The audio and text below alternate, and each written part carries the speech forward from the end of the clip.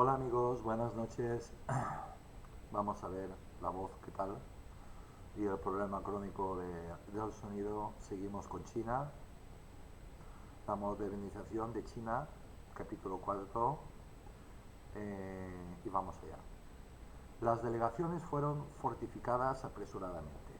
La mayoría de los civiles extranjeros, que incluía una gran cantidad de misioneros y hombres de negocios, se refugiaron en la delegación británica, el mayor complejo diplomático. Era el imperio de la época.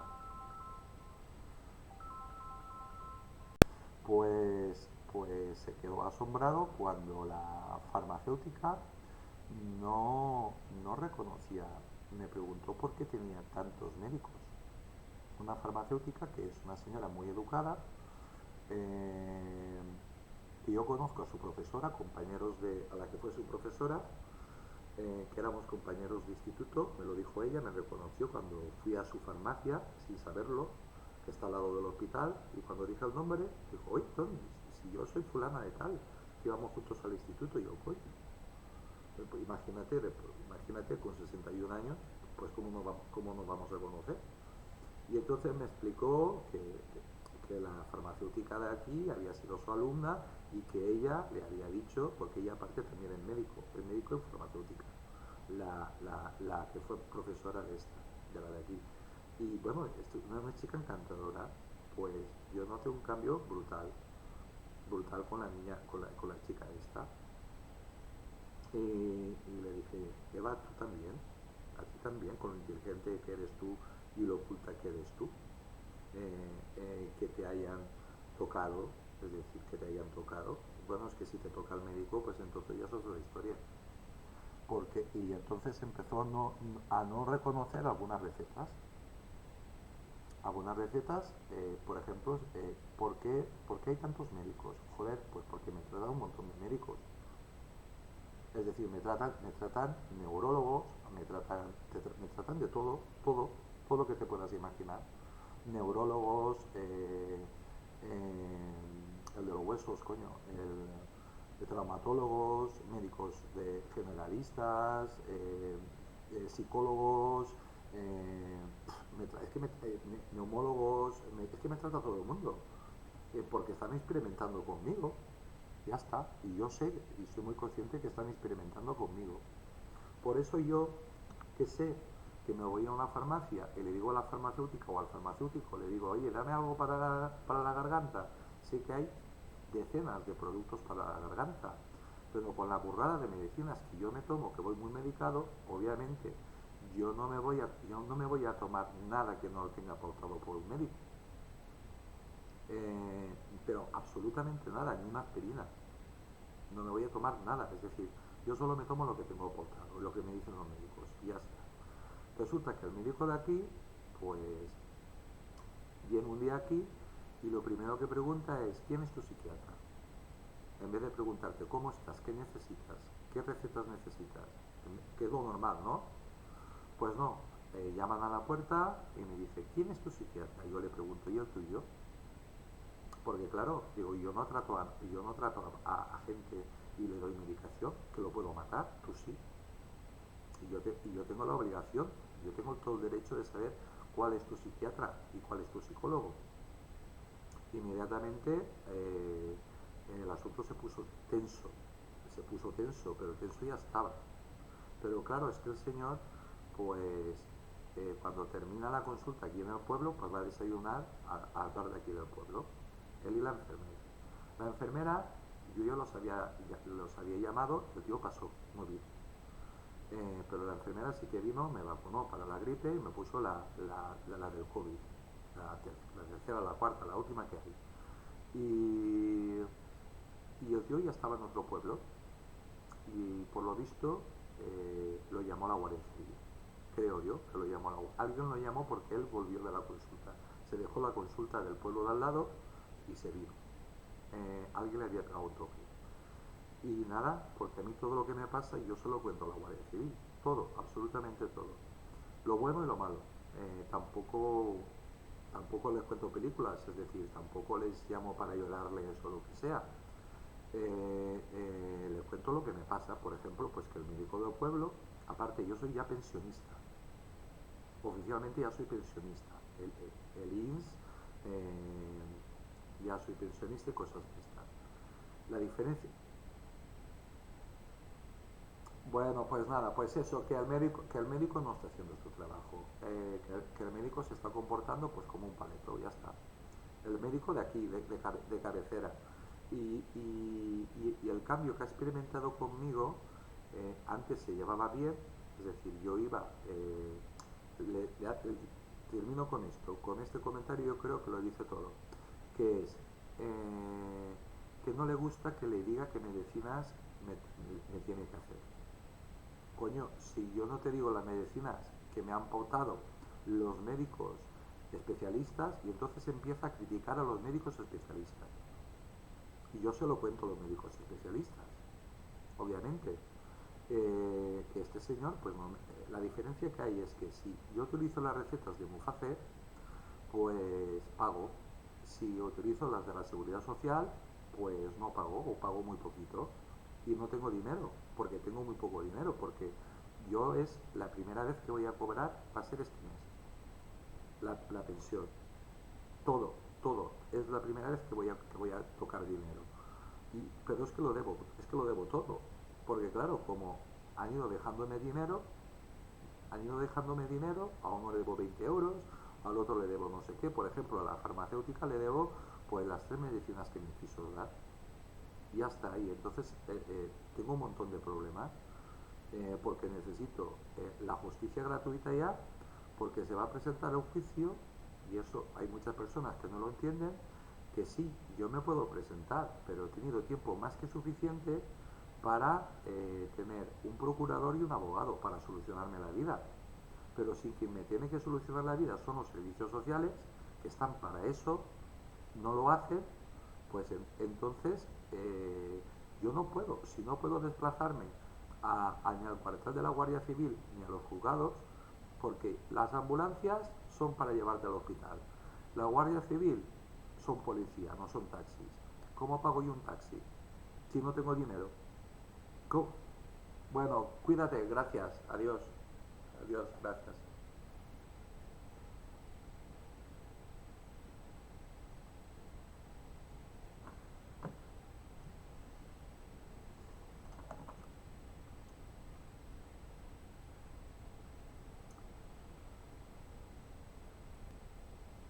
Y seguimos después de la primera interrupción telefónica.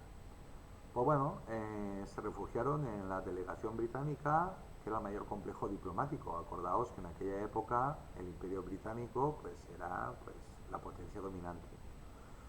Los cristianos chinos, acordaos que siempre están sacando cristianos, cristianos, cristianos y cristianos, eran sectas. Se alojaron principalmente en el palacio adyacente Fu, el príncipe Su, quien fue obligado a abandonar su propiedad por los soldados extranjeros. Vamos, eran los 8 países que fueron allí, uno fue por territorio y a conquistar, que era Japón, y los otros simplemente eran países eh, colonialistas, colonialistas. Pues bien, eh, así que fueron con un ejército, cada uno con su ejército, dependía de lo liado que estabas o de lo que tuvieras, pues ibas. Eso obviamente es un comentario. Por ejemplo, Estados Unidos pues fue con poco, porque entonces estaba, pues en esa época coincidió con la guerra que nos había declarado España. Y entonces estaban con la guerra de Filipinas, porque cuando el imperio español se terminó, que por la guerra se finiquitó con la guerra que nos declaró Estados Unidos, al que nosotros creamos, pues, pues cuando ya se perdió las Filipinas, pues los filipinos que habían sido invadidos por Estados Unidos, pues le plantaron cara a Estados Unidos y tenían pues a medio ejército ahí, entonces Estados Unidos acudió con lo que tenía. Y de todas formas, Estados Unidos entonces aún no era nada. Continuamos. La modernización de China, capítulo 4. El 21 de junio, la emperatriz viuda Cixi declaró la guerra contra todas las potencias extranjeras. Claro, obviamente a nadie le gusta que te invadan. Los gobernadores regionales que comandaban ejércitos modernizados sustanciales, como Li Hongzhang en Cantón, Yuan Xingkai en Shandong y San Xianzhong en Wan y Liu Qingyi en Nanking, se negaron a unirse a la declaración de guerra de la corte imperial y mantuvieron su desconocimiento de esto al público en el sur. Bien, China tenía problemas también internos. Tenía problemas internos porque los generales sabían que no estaban preparados para enfrentarse a estas potencias. Tenían mejores armas, estaban mejor preparados, tenían más logística y tenían más de todo. Ellos eran más, pero necesitaban tiempo para crear, pues, para dotarse bien dotados. Tenían buenos cañones, tenían mejor pólvora, tenían mejor de todo, pero no iban equipados, porque seguían luchando a la manera tradicional. Es decir, a espada y lanza, ya está. Yuan Shikai utilizó sus propias fuerzas para reprimir a los boxers. Los boxers, acordaos, eran monjes. La mayoría eran monjes agolíes o monjes, eran religiosos. Pero les llamaron boxeadores. Es una manera, un tipo de propaganda, desprestigiarlos. Y los que no eran monjes eran estudiantes que estudiaban ¿dónde? En escuelas marciales, de artes marciales. Pero allí aprendían a escribir, a leer y por supuesto a luchar. Y aparte la manera de vestir pues era diferente, es otra cultura. Por eso le llamaban pobres derrapados ignorantes. No, de ignorantes no tenían nada, eran estudiantes. Ya está. Que sabían luchar muy bien. Total, Jansin utilizó sus propias fuerzas para reprimir a los monjes. Acordaos, en vez de boxers, monjes, ya está, o estudiantes, o monjes y estudiantes, porque esto es propaganda, esto es una especie de leyenda negra que también intentaron lanzar contra China. En Shandong y Zandang entabló negociaciones con los extranjeros en Shanghái para mantener a su ejército fuera del conflicto. Esto es lo que se dice mirar desde la barrera, pero miraban y estudiaban cómo luchaban pues estas potencias occidentales, esas potencias colonialistas. La neutralidad de sus gobernadores provinciales y regionales dejó a la mayoría de los chinos fuera del conflicto. También es una manera muy práctica de mantener a la población que tú tienes que proteger, pues no os metáis en líos, preparaos sin que se den cuenta y así no os van a hacer nada. Se llamaron, se abren comillas, la protección mutua del sudoeste de China. Las delegaciones del Reino Unido, de Gran Bretaña, Irlanda, Francia, Alemania, Italia, del Imperio Austrohúngaro, España, ya hablaré de España, como os he comentado, qué hizo España exactamente allí, Bélgica, los Países Bajos, los Estados Unidos, Rusia y Japón se ubicaban en el barrio de las delegaciones de Pekín al sur de la ciudad política. En el caso de Rusia y Japón iban por intereses territoriales,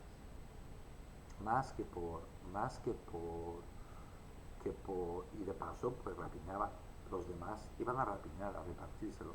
El ejército chino y los boxers irregulares sitiaron el barrio el ejército chino y los monjes irregulares sitiaron el barrio de las delegaciones del 20 de junio al 14 de agosto de 1900, como veis, hace nada, en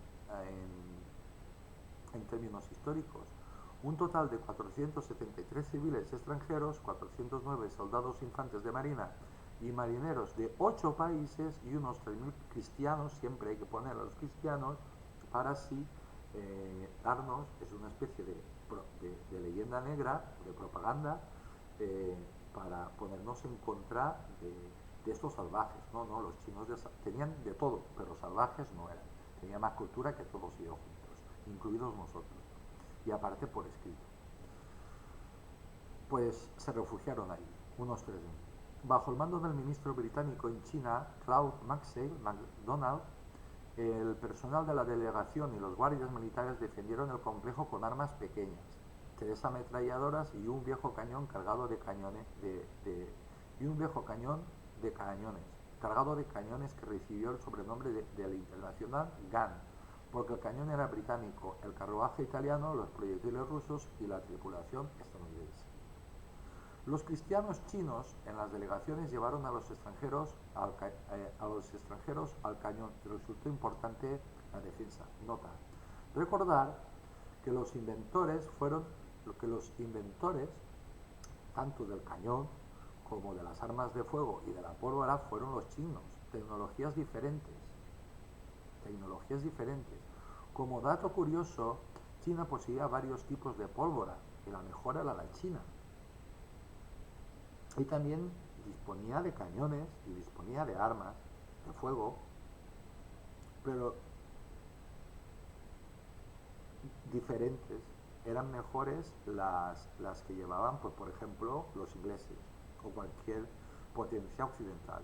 Así que ellos tenían que mirar, fijarse para copiar, para mejorar su armamento.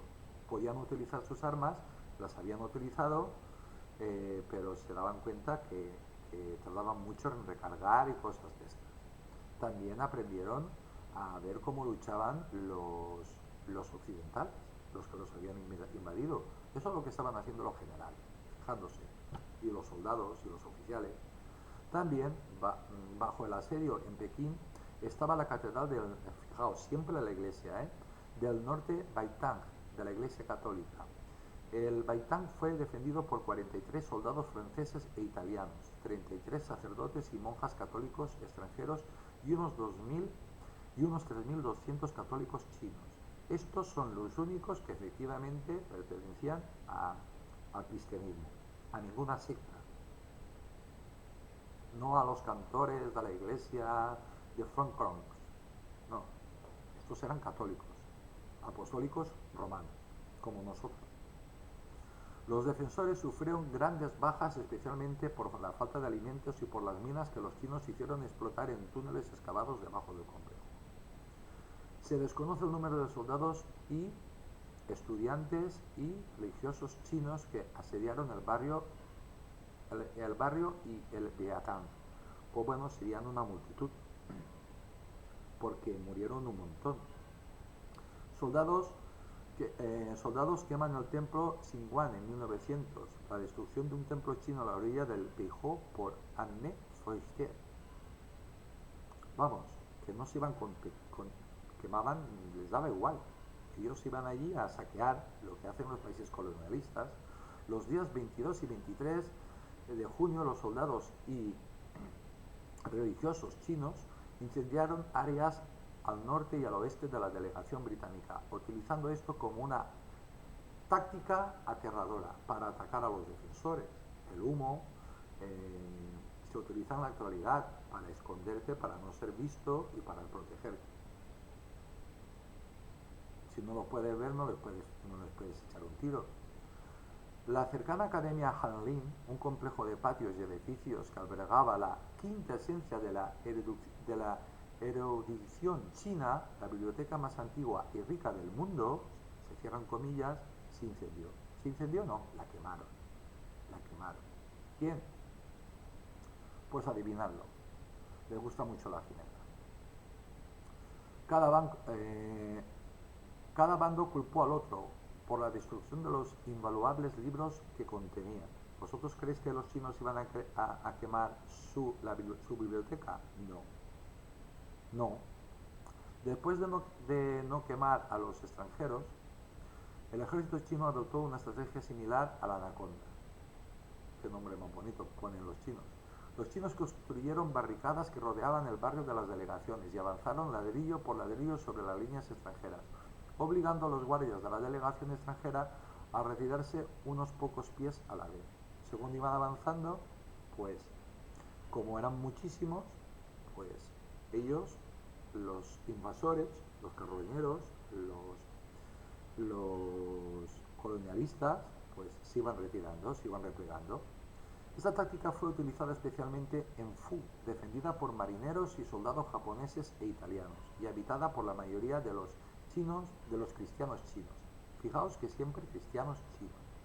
Los chinos, su religión mayoritaria era el confucianismo, su religión tradicional. Obviamente siempre vas a captar a alguien. Fuego de balas, artillería y petardos fueron dirigidos contra las delegaciones casi todas las noches, pero hicieron poco daño. Hombre, si te echan petardos, daño poco. Pero no te van a dejar dormir y el susto que te vas a llevar, pues igual puede ser un petardo, puede ser un explosivo. Y voy terminando. El fuego de francotiradores hizo mella en los defensores extranjeros. Sí, sí, los chinos también tenían francotiradores y tenían soldados de élite también y los utilizaban. A pesar de su ventaja numérica, los chinos no intentaron un asalto directo al barrio de las delegaciones, aunque en palabras de uno de los aliados, habría sido fácil por un movimiento fuerte y rápido por parte de las numerosas tropas chinas haber aniquilado a los extranjeros en una hora. Pues bien, no los eliminaron simplemente porque eran más cultos y eran más caballerosos, porque seguían luchando a la manera tradicional, con honor, no como se lucha pues desde entonces, desde aquella época hasta ahora, hasta la actualidad. Es decir, que no se respeta absolutamente nada. Ellos sí que lo respetaban. Sí que respetaban que te rindieras, sí que lo respetaban, pero aprendieron una lección, la aprendieron muy bien aprendida, que tenían que luchar como estos o si no se los comían. Se los iban a comer. El misionero estadounidense Frank Gay y su equipo de personas de combate, entrecomillado, fortificaron el barrio de las delegaciones, pero fijaos, el misionero, espía, soldado, ¿qué? De las delegaciones, pero impresionaron a los cristianos chinos a los cristianos chinos que hicieran la mayor parte del trabajo físico de construir las defensas. Bien, que el misionero estadounidense, que no era misionero ni era nada, era un espía que trabajaba pues para las potencias imperiales, pues él dijo, vamos a hacer trincheras y vamos a fortificar esto, pero que lo hagan los chinos, que nosotros estamos aquí muy bien con el whisky. Los alemanes y los estadounidenses ocuparon quizás la posición defensiva más crucial de todas, el muro tártaro. Sostener la parte superior de la pared de 14 metros de alto y 12 metros de ancho era vital. Las barricadas alemanas miraban hacia el este, en la parte superior del muro, y 370 metros al oeste estaban las posiciones estadounidenses orientadas al oeste. Y nada, pues hasta aquí.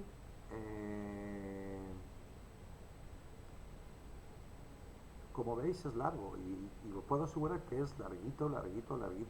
Estoy pensando en ir al final directamente de que todos conocemos, que al final ganó China, se tuvieron que retirar, entrar a voltear las piernas, no pudieron conquistarla hasta la actualidad. Que Estados Unidos, pues no, que China pues ha despertado, ya está. Y nada, pues pediros otra vez disculpas, pediros perdón por el sonido, por mi voz, no tengo voz. Estoy sacando toda la voz que puedo. Y nada, pues este es el capítulo cuarto. Después viene el quinto, sexto, el séptimo, el octavo, y ya está. Y cuando termine lo que tengo hechos, pues directamente iré al final y hablaré un poco de Mao Zedong y ya nos situaremos para poder empezar a hablar de lo que realmente pues os interesa, que es que tiene el ejército que tiene pues China. Puedo decir que es algo realmente asombroso, y eso que hemos visto, nada, muy poquito. Pues nada, amigos, para mí un placer. Soy Tony Garcés, os mando un saludo muy grande desde Valencia, España. Os deseo a todos que tengáis mucha salud, que tengáis mejor voz que yo, mejor equipo que yo, que el mío. Y nada, que Dios os bendiga a todos y mañana más.